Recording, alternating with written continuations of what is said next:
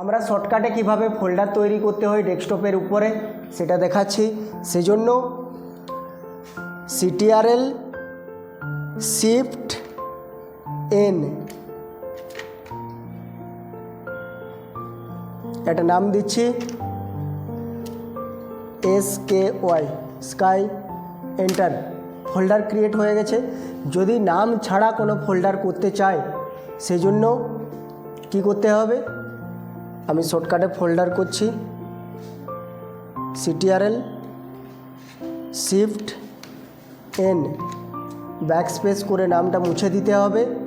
এখানে দুটো অল্ট আছে, এই লেফট সাইডের অল্ট হোল্ড করে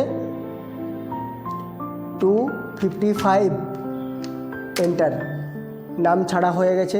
যদি কোনো অ্যাপ্লিকেশনও নাম ছাড়া করতে চাই সেজন্য রাইট ক্লিক, নিউ। আমি এখানে অনেকগুলো অ্যাপ্লিকেশন আছে, আমি অফিস ওয়ার্ড এটা নাম ছাড়া করে দেখাচ্ছি, সেই জন্য ব্যাক স্পেস করে মুছে দিতে হবে। তারপরে অল্ট হোল্ড করে 255 এন্টার। নাম ছাড়া অ্যাপ্লিকেশন হয়ে গেছে। আমরা এগুলো ডিলিট করছি, সিলেক্ট করে রাইট ক্লিক,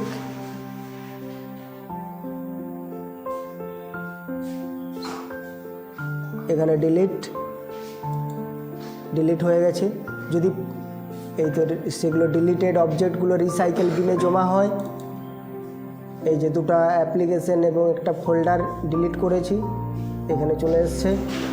এটা যদি পার্মানেন্ট ডিলিট করতে চাই সেজন্য এটা সিলেক্ট করতে হবে, শিফট ডিলিট এন্টার,